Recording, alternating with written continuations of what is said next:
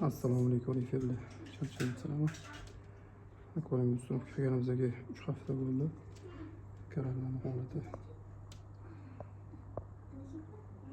Servis qilgan kelganmiz, testlarni qilib, xudo xolisa batmeni qilib ketamiz.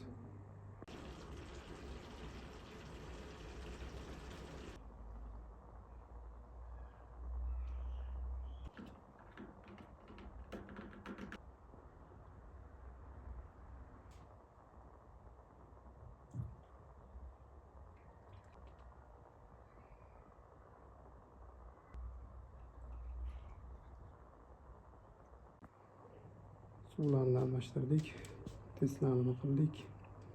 Xudo xolisa hammasi yaxshi. Keyingi hafta nasib bo'lsa birinchi ballonlarni solishga tayyorgarchilik qilamiz. Xudo xolisa testlarni har doimgidek Salifert testida qildik.